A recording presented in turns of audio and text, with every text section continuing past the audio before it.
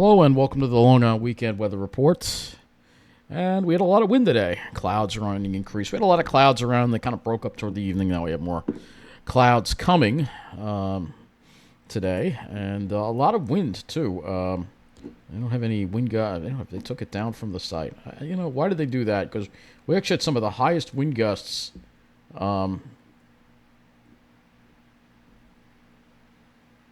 today. So let's go take a look at this.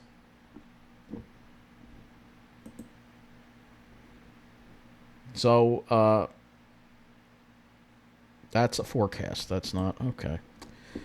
Okay, they don't have a special report for the wind gusts. I thought they did, but I guess it was for we had some of the stronger winds today, believe it or not. So we'll talk about it. We'll go to the weather and hazards map. We'll have to. Right now, the winds aren't too bad. Temperatures are in the low 40s, 41 at Islip, upper 30s in New Jersey. Lighter west winds, but throughout the day, the winds are pretty insane. And Islip gusted to 51 miles an hour today. That was worse than the event on Wednesday night. So I don't know why they don't have a storm report up, but you can see here, winds really howling throughout the day, well into the 40s gusting. Broken, partly sunny skies until we got later in the afternoon and the clouds kind of scattered out. Temperatures were up there, up in the upper 40s, but again, very, very windy conditions. And they had a gust to 70 at the top of Stony Brook. Very remarkable. Let's see, West Hampton gusted today, gusted to 49. Farmingdale gusted to 49.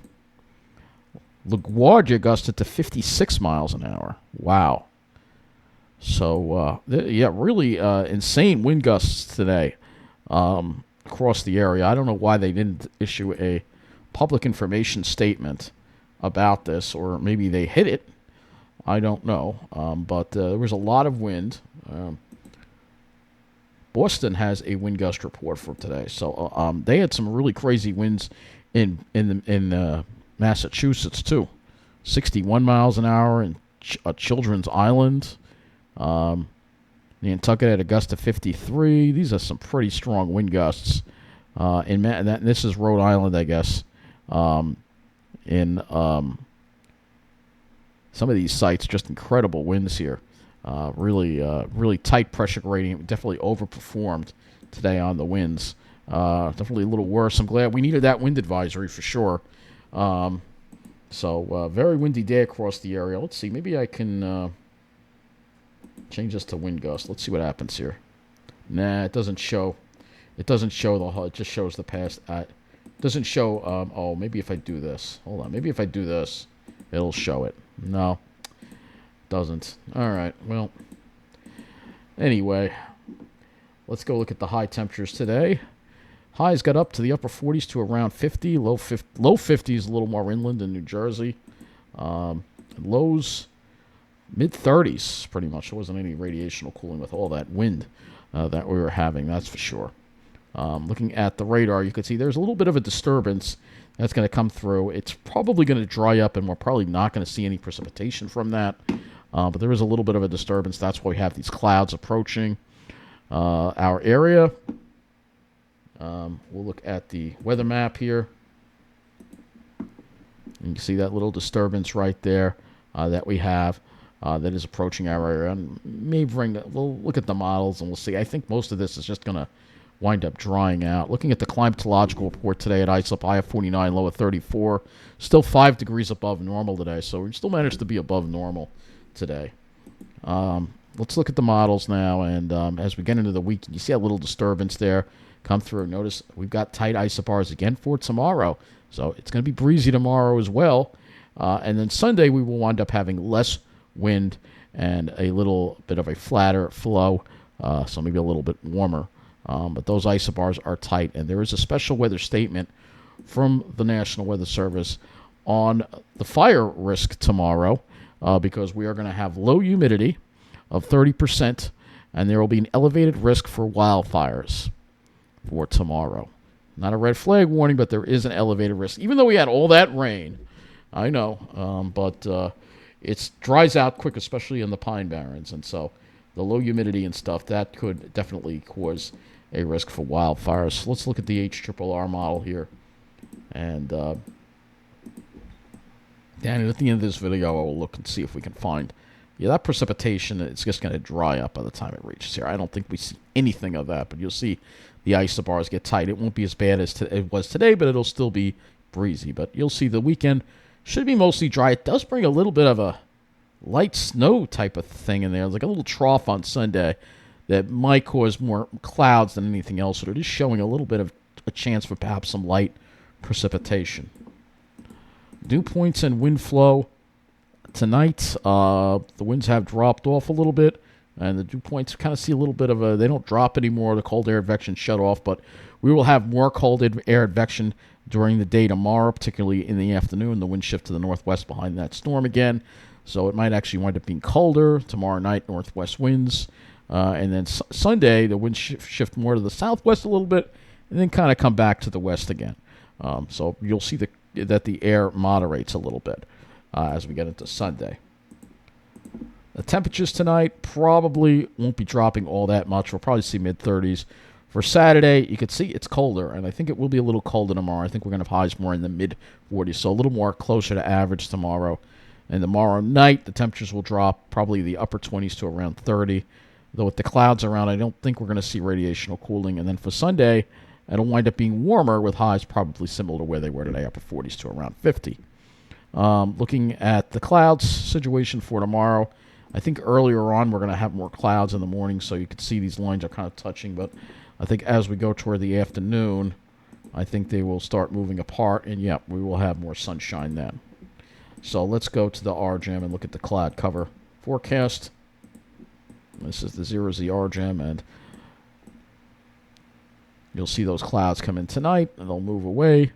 And then we have the RGEM does have clouds like around 11, but then by later in the afternoon it kind of thins them out. So maybe similar today, we'll have a bunch of pop-ups maybe with this little boundary that moves through, and then it clears out.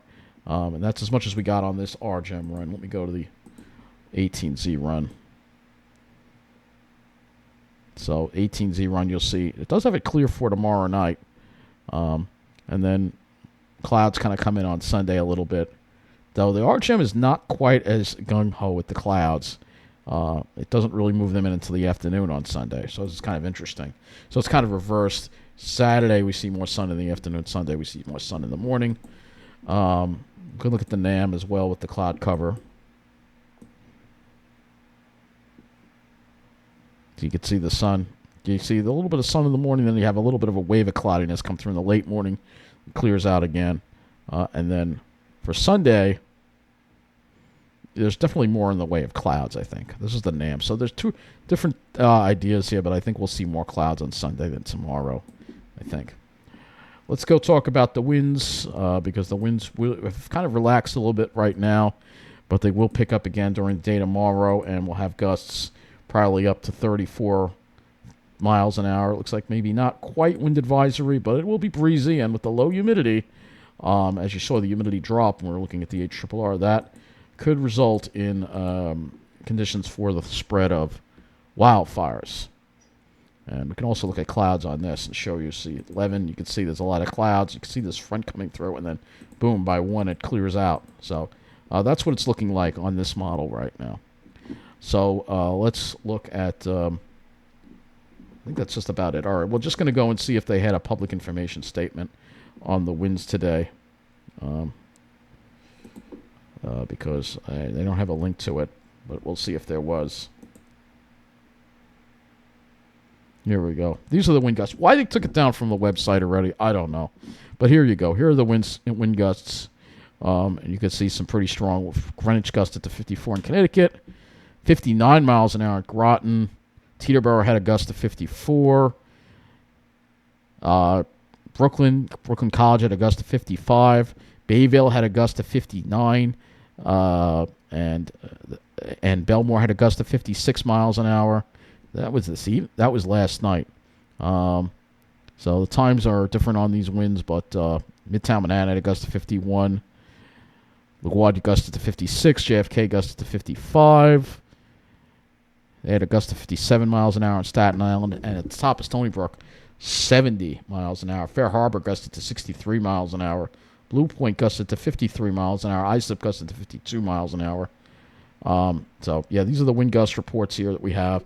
And again, very windy, very, very windy. So that is going to wrap up this Long Island weather report. No weather update tomorrow. No weather video tomorrow night. I'll be back on Sunday with the extended outlook. And again, remember, tomorrow night you have to set your clocks ahead. Sometimes I forget to bring this up because we go spring ahead. Daylight savings time takes effect tomorrow night. So be sure to do that. It happens around 1 a.m. But be sure to do that before you go to bed tomorrow night. Because otherwise you'll be off track. But that means more light in the afternoon, which I kind of like. So that wraps up this Long Island weather report. Have a great weekend.